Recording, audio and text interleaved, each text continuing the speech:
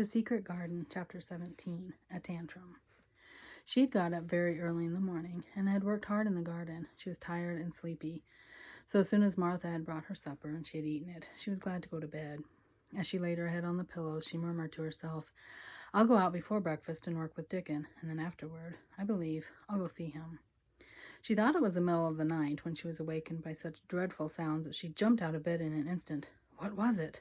What was it? The next minute she felt quite sure she knew what it was. Doors were opened and shut, and there were hurrying feet in the corridors. Someone was crying and screaming at the same time, screaming and crying in a horrible way. "It's Colin," she said. "He's having one of those tantrums the nurse called hysterics. How awful it sounds."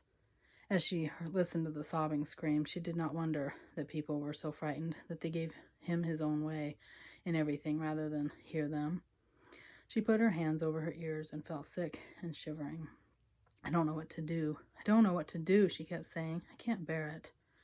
Once she wondered if he would stop if she dared go to him, and then she remembered how he had driven her out of his room and thought perhaps the sight of her might make him worse. Even when she pressed her hands more tightly over her ears, she could not keep the awful sounds out.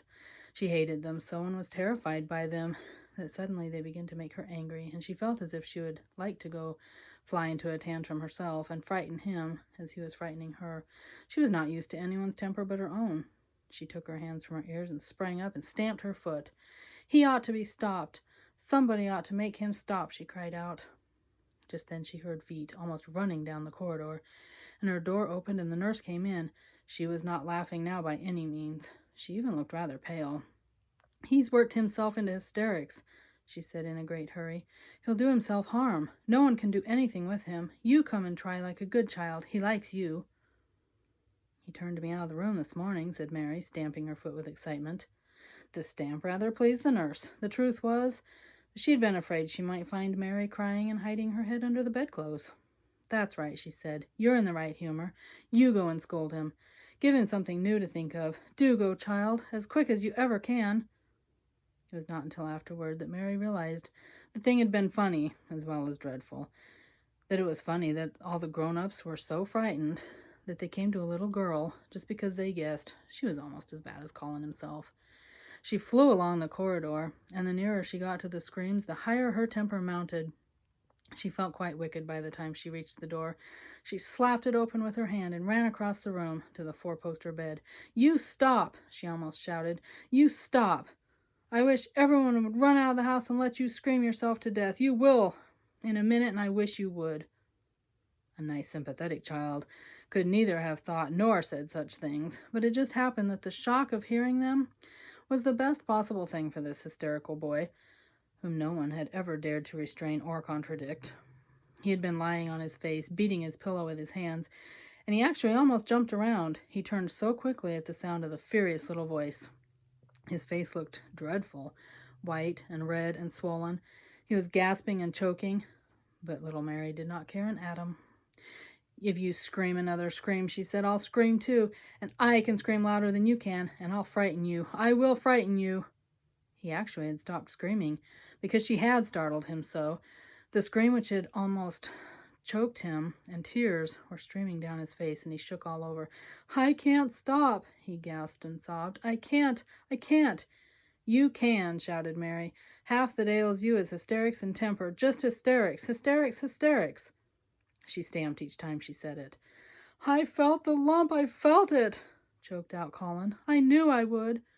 I shall have a hunch on my back, and then I shall die," and he began to writhe again, turn on his face, and sobbed and wailed, but he didn't scream. "You didn't feel a lump," contradicted Mary fiercely. "If you did, it was only a hysterical lump. Hysterics make lumps.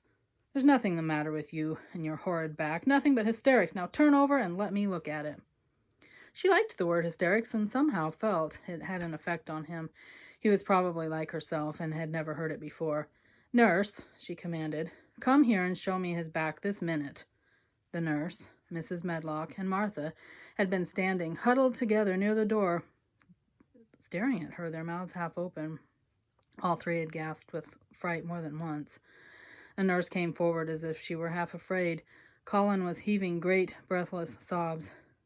"Perhaps he won't let me," She hesitated in a low voice. Colin heard her, however, and he gasped out between two sobs, "Show her!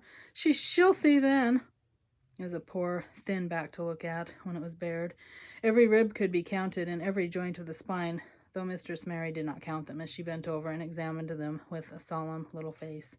She looked so sour and old-fashioned that the nurse turned her head aside to hide the twitching of her mouth. There was just a minute's silence, for even Colin tried to hold his breath while Mary looked up and down his spine, and up and down, as intently as if she had been the great doctor from London. "There's not a single lump there," she said at last. "There's not a lump as big as a pin, except backbone lumps. You can only feel them because you're thin. I've got backbone lumps myself. They used to stick out as much as yours do until I began to get fatter, and I'm not fat enough yet to hide them.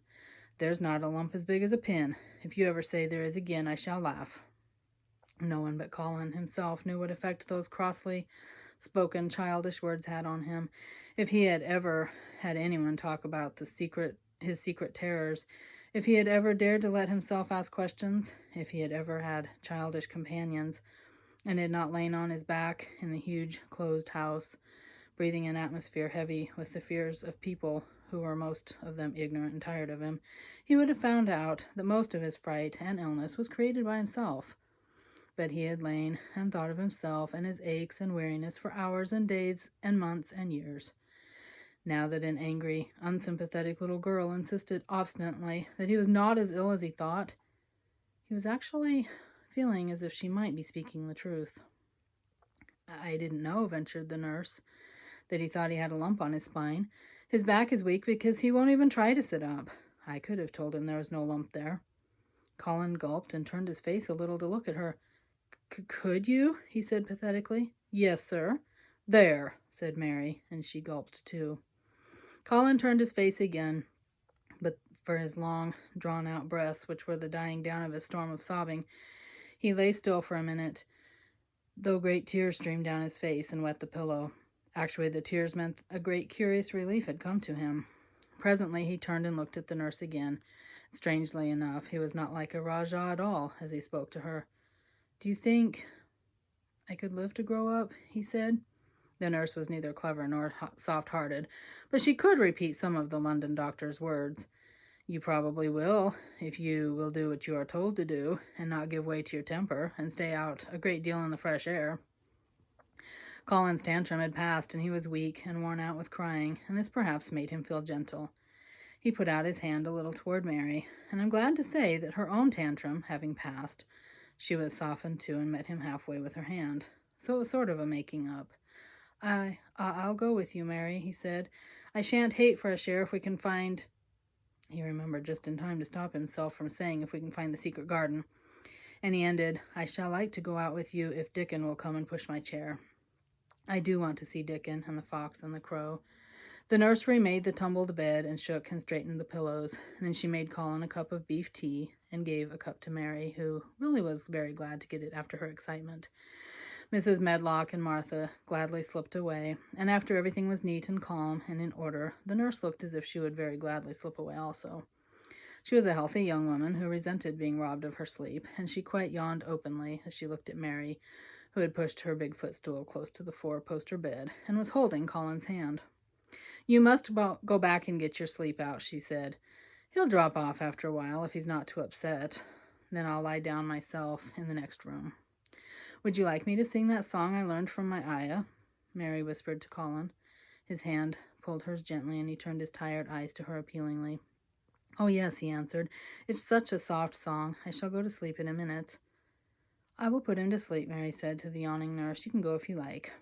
"Well," said the nurse, with an attempt at reluctance, "if he doesn't go to sleep in half an hour, you must call me." "Very well," answered Mary. The nurse was out of the room in a minute, and as soon as she was gone, Colin pulled Mary's hand again. "I almost told," he said, "but I stopped myself in time. I won't talk, and I'll go to sleep.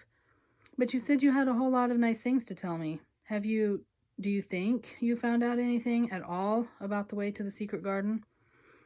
Mary looked at his poor little tired face and swollen eyes, and her heart relented. "Yes," she answered, "I think I have. And if you will go to sleep, I'll tell you tomorrow." His hand quite trembled. "Oh, Mary, He said, "Oh, Mary, if I could get into it, I think I should live to grow up. Do you suppose that instead of singing the Ayah song, you could just tell me softly, as you did that first day, what you imagine it looks like inside? I'm sure it will make me go to sleep." "Yes," answered Mary. "Shut your eyes." He closed his eyes and lay quite still, and she held his hand, began to speak very slowly in a low voice. "I think it has been left alone so long that it has grown all into a lovely tangle. I think the roses have climbed and climbed and climbed until they hang from the branches and walls and creep over the ground almost like a strange gray mist. Some of them have died, but many, they're alive, and when the summer comes, will be curtains and fountains of roses. I think the ground is full of daffodils and snowdrops and lilies and iris working their way out of the dark. Now the spring has begun. Perhaps. The soft drone of her voice was making him stiller and stiller, and she saw it and went on. Perhaps they are coming up through the grass. Perhaps there are clusters of purple crocuses and gold ones even now. Perhaps the leaves are beginning to break and uncurl. And perhaps the gray is changing, and a green gauze veil creeping over everything. And the birds are coming to look at it because it is so safe and still. And perhaps, very softly and slowly indeed, the robin has found a mate and is building a nest. And Colin was asleep.